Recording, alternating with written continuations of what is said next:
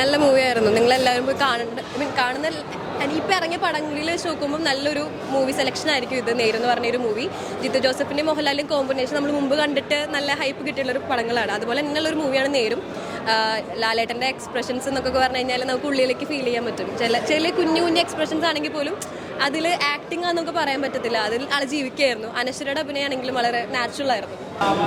നേര് ലാലേട്ടൻ്റെ തിരിച്ചുവരവാണ്. Very happy to see that നമ്മുടെ actor Lalettan is back and thank you Jeethu Joseph for bringing back. നല്ലൊരു മൂവിയാണ്. പെർഫോമൻസുകളുടെ ആറാട്ടെന്നാണ് പറയാം. കാരണം ലാലേട്ടൻ ഉൾപ്പെടെ. പക്ഷെ എനിക്ക് ഏറ്റവും ഇഷ്ടപ്പെട്ടത് അനശ്വരയും സിദ്ദിഖാണ്. പുള്ളി സിദ്ദിഖ് ഒരു നെഗറ്റീവ് ഷെയ്ഡുള്ള ക്യാരക്ടർ. അപ്പോൾ ക്ലൈമാക്സ് ഒക്കെ ആകുമ്പോൾ നമുക്ക് പ്രേക്ഷകന് ഇവനായിട്ടൊന്നും പൊട്ടിക്കണം എന്ന് പറയാൻ ഒരു ഫീല് കൊണ്ടുവരാൻ പറ്റിയിട്ടുണ്ട്. ആൻഡ് എന്നെ ശരിക്കും ഞെട്ടിച്ചത് അനശ്വരയാണ്. പുള്ളിക്കാരുടെ പെർഫോമൻസ് അടിപൊളിയായിട്ടുണ്ട്. ഒരു നല്ല ആക്ടിങ് ആണ് ചെയ്തത്. പിന്നെ മൂവിനെ വെച്ച് നോക്കുകയാണെങ്കിൽ ഒരു കോട്ടൂൺ ഡ്രാമയാണ്. ടീം ഈ നേരിൻ്റെ ടീം എന്ത് പറഞ്ഞോ അത് തന്നെ അവർ ഡെലിവറി ചെയ്തിട്ടുണ്ട്. ദൃശ്യം ലെവൽ ടെസ്റ്റോ അങ്ങനെ ഒന്നുമില്ല. പക്ഷേ ആ 2.5 മണിക്കൂർ ഭയങ്കര എൻഗേജിങ് ആയിട്ട് പോയിട്ടുണ്ട്. ഈ അതായത് സംഭവം നടന്നതിന് ശേഷം എങ്ങനെ സോൾവ് ചെയ്യുന്നു എന്നുള്ളത് വളരെ എൻഗേജിങ് ആയിട്ട് ത്രില്ലിംഗ് ആയിട്ട് തന്നെ കൊണ്ടുപോകുന്നുണ്ട്. അതിനകത്ത് ജിത്തു ജോസഫ് എന്ന മേക്കറിൻ്റെ കാര്യം പറഞ്ഞിരിക്കും. കാരണം പുള്ളി ഒരു സീൻ പോലും നമുക്ക് ബോറടിക്കില്ല. 2.5 മണിക്കൂറിൽ 2 മണിക്കൂറും കോട്ടിലാണ്. സോ ഞാൻ വിചാരിച്ച നമുക്ക് എഴച്ചിലുണ്ടാവുന്നുള്ളത്. പക്ഷേ അതൊന്നും എനിക്കൊന്നും ഫീൽ ചെയ്തില്ല. എന്തായാലും ഡീറ്റിൽ എൻജോയ് ചെയ്യാൻ പറ്റിയ മൂവി ആയിരിക്കും. ആൻഡ് മലയാളത്തിൻ്റെ ലാലറ്റ്നസ് നേര് വളരെ നന്നായിട്ടുണ്ട്. സിനിമയുടെ പേര് പറയുന്ന പോലെ ഒരു ഇമോഷണൽ കോർട്ട് റൂം ഡ്രാമയാണ്. ഇമോഷണലിൽ നിന്ന് അതാണ് ആദ്യം കണ്ടിറങ്ങിയവരുടെ മുഖത്ത് കാണുന്ന ആ ഒരു ഇമോഷണൽ പിരിമുറുക്കം എന്ന് പറയുന്നത്. കാരണം ഇത് നമ്മുടെ എവിടെയും നടക്കാവുന്ന വളരെ കാലിക പ്രസക്തിയുള്ള ഒരു സബ്ജക്റ്റാണ് ഇതിൽ കാണുന്നത്. ഇത് ഇന്ന് സ്ത്രീപക്ഷ സിനിമയാണോ, സ്ത്രീകൾ കാണണം, കുട്ടികൾ, അങ്ങനെയൊന്നുമില്ല. ഇത് എല്ലാ ജനറേഷനിലുള്ള എല്ലാവരും കണ്ടിരിക്കേണ്ട ഒരു സിനിമയാണ്. ഒരു കോർട്ട് റൂമിൽ എന്തൊക്കെയാണ് നടക്കുന്നത്, വളരെ സ്വാധീനമുള്ള ഒരു പ്രതിഭാഗവും പരിമിതികളുള്ള ഒരു വാദിഭാഗവും തമ്മിൽ ക്ലാഷ് നടന്നാൽ കോടതി ആരുടെ കൂടെ നിൽക്കും എന്നുള്ളതാണ്. ഇതിൽ ക്ലൈമാക്സിലുള്ള ഒരു ഇമോഷണൽ സീനുകളുണ്ട്. അത് മോഹൻലാലിൻ്റെ വളരെ അടുത്ത കാലത്ത് കണ്ടതിൽ വെച്ച് ഏറ്റവും മികച്ച ഒരു 30 സെക്കൻഡ് സമ്മാനിച്ചൊരു നിമിഷമായിരുന്നു ക്ലൈമാക്സിലുള്ള സീന്. അഭിനയിച്ച എല്ലാവരും, ഇപ്പോൾ അനശ്വരിയാണെങ്കിൽ കരിയർ ബെസ്റ്റ് പെർഫോമൻസ് ആണ്. പിന്നെ അത്രയും ഒരു പക്ഷേ നായകന് മേലെ നിൽക്കുന്ന പ്രകടനം എന്ന രീതിയിൽ കഥയെ കൊണ്ടുപോകാൻ സാധിക്കുന്നുണ്ട്.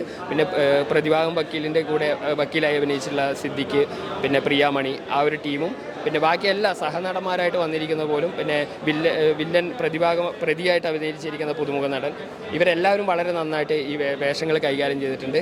പിന്നെ ഈ ക്രിസ്മസ് കാലത്ത് മലയാളികൾക്ക് കാണുന്ന ഏറ്റവും മികച്ച സമ്മാനമായിട്ട് ജിത്തു ജോസഫ് നേരിന് ഒരുക്കിയിട്ടുണ്ട്.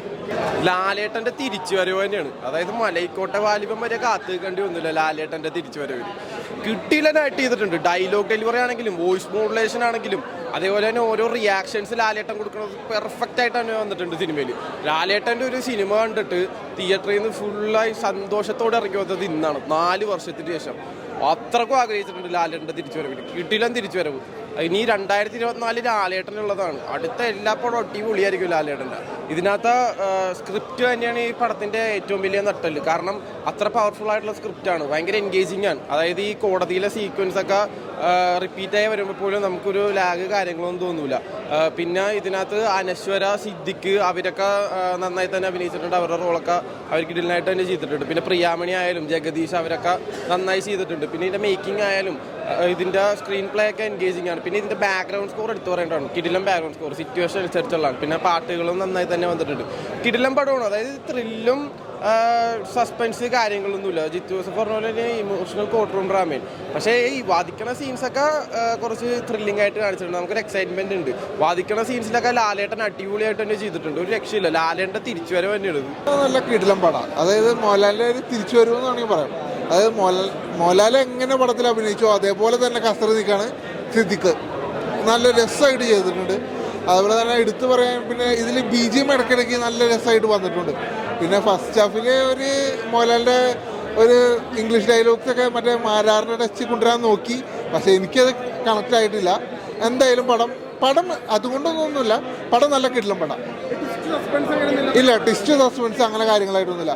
അതായത് ദൃശ്യം മോഡല് അങ്ങനത്തെ ഒരു ടിസ്റ്റോ കാര്യങ്ങളോ ഇതിൽ വന്നില്ല. ഇതിൽ ഒരു കോടതിയിലൊരു സംഭവം നടക്കണു. ആ സംഭവം നല്ല ഡീസൻ്റ് ആയിട്ട് കാട്ടിയിട്ടുണ്ട്. എനിക്കങ്ങനെ പടം അടുപ്പിച്ച് അങ്ങനെ തകർച്ചയിൽ നിൽക്കുന്നത്. എന്തായാലും അതിനെല്ലാം ഒരു വ്യത്യസ്തമായിട്ട് ഇത് 5ാമത്തെ ചിത്രം വിജയ ചിത്രമായിട്ട് വന്നിട്ടുണ്ട്. എന്തായാലും പടം അത് തിയേറ്റർ വാച്ചുകൾ എന്ന് വേണമെങ്കിൽ പറയാം. വലിയ ടിസ്റ്റോ കാര്യങ്ങളൊന്നും അല്ല.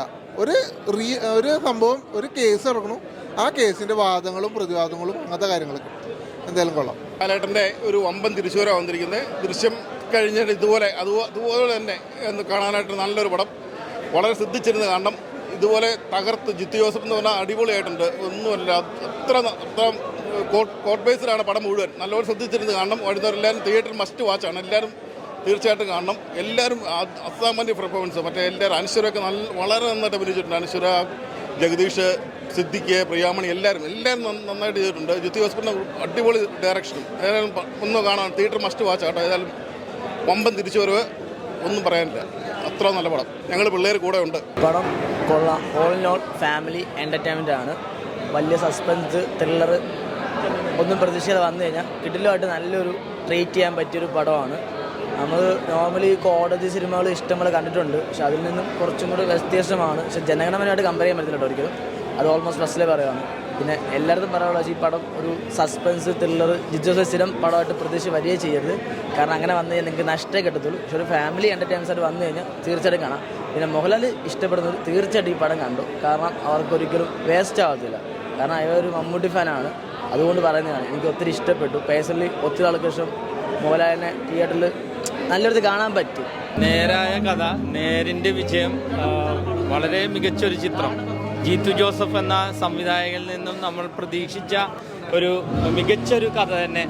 ലാലേട്ടൻ തകർത്ത് അഭിനയിച്ചിരിക്കുന്നു. അതേപോലെ തന്നെ പ്രിയാമണി, സിദ്ദീഖ, അനശ്വര രാജൻ, ശാന്തി, ഗണേഷ് കുമാർ, അങ്ങനെ ഒരു നീണ്ട നിര തന്നെയുണ്ട്. എല്ലാവരും മികച്ച അഭിനയമാണ് കാഴ്ചവെച്ചിരിക്കുന്നത്. തീർച്ചയായിട്ടും സ്ത്രീകളും കുടുംബവും കാണേണ്ട ഇന്നത്തെ സാമൂഹ്യ പ്രശസ്തിയുള്ള ഒരു വിഷയം മികച്ച രീതിയിൽ തന്നെ കൈകാര്യം ചെയ്തിട്ടുണ്ട്. എല്ലാവരും അവരവരുടെ റോൾ ഗംഭീരമാക്കിയിട്ടുണ്ട്.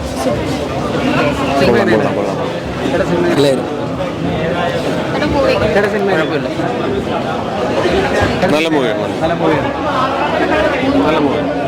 പടം, അടിപൊളി പടം.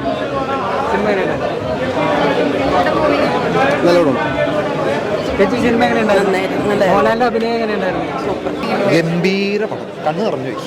അത്ര നല്ല പടം. കൂടുതലായിട്ടൊന്നും ഫീൽ ചെയ്തില്ല. ഭയങ്കര ഒരു ത്രില്ലിംഗ് ആയിട്ടോ അങ്ങനെ ഒന്നും എനിക്കൊന്നും ഫീൽ ചെയ്തില്ല. ഇപ്പോൾ ജിത്തു ജോസഫ് പറഞ്ഞ പോലെ തന്നെ ആദ്യത്തെ 10 മിനിറ്റ് തന്നെ ആരാണ് പ്രതി എന്ന് മനസ്സിലാവും. അതിനുശേഷം ആ കേസ് തെളിയിക്കാനുള്ള ഒരു ഇതാണ് കാണിക്കുന്നത്. അത് ഒരു ക്ലൈമാക്സ് എത്തുമ്പോൾ നമുക്ക് കുറച്ചും കൂടി ഉള്ളിലൊരു ഫീലിംഗ് ഉണ്ടാവും. അല്ലാതെ നമുക്കൊരു ത്രില്ലിങ്ങോ അല്ലെങ്കിൽ ട്വിസ്റ്റോ ഒന്നുമില്ല പടത്തിൽ. ജസ്റ്റ് ഒരു ഫീൽ ഗുഡ് മൂവി പോലെ, അല്ലെങ്കിൽ ഫാമിലിക്ക് ഇഷ്ടപ്പെടാവുന്ന ഒരു തരത്തിലുള്ളൊരു സീൻസും ഒക്കെയാണ്. ചിലപ്പോൾ ഫാമിലി കുറച്ച് ഇമോഷണൽ സീൻസൊക്കെ ഉണ്ട്. അപ്പോൾ അതുകൊണ്ട് ഫാമിലീസിന് കുറച്ച് ഇഷ്ടവും. പടം 50 കോടി ഒന്നും അടിക്കും അങ്ങനെ ഒരു ഇതൊന്നുമില്ല. പിന്നെ വലിയൊരു അതെ ബോറടിപ്പിക്കല്ല. അതൊന്നും ബോറടിപ്പിക്കണം. ആ ഒരു കാര്യത്തിൽ നല്ല രീതിയിൽ ചെയ്തിട്ടുണ്ട്. ഭയങ്കര കംബാക്കൊന്നും അല്ല ലാലേട്ടൻ്റെ, പക്ഷേ എന്നാലും നല്ല രീതിയിൽ പടം കൊണ്ടുപോയിട്ടുണ്ട്. ആരും മോശം പറയില്ല. ഇതിപ്പോൾ റീസെൻ്റ് ഇറങ്ങിയ കണ്ണൂർ സ്കോഡൊക്കെ ആണെങ്കിൽ നമുക്ക് ഭയങ്കരമായിട്ട് ത്രില്ലിങ്ങും ട്വിസ്റ്റും ഒക്കെ കാണുമ്പോൾ നമുക്ക് ഭയങ്കരമായിട്ട് ഇത് തോന്നും. പക്ഷേ ഇതങ്ങനെയൊന്നുമില്ല. ജസ്റ്റ് ആദ്യത്തെ 10 മിനിറ്റ് തന്നെ നമുക്ക് ആളെ മനസ്സിലാവും. പിന്നെ ആ പ്രതിനെ കേസ് തെളിയിക്കാൻ വേണ്ടി ലാലേട്ടൻ ചെയ്യുന്നൊരു ഇതൊക്കെ ഉള്ളൂ. ചെറുതായിട്ട് കണ്ണ് നനയുന്ന ഒരു സംഭവമൊക്കെ ഉണ്ട്. എന്നാലും നമുക്ക് അത്രയ്ക്ക് അങ്ങോട്ട് ഇതാവില്ല. എന്നാലും പടം കുറച്ച് ഓടും എന്തായാലും.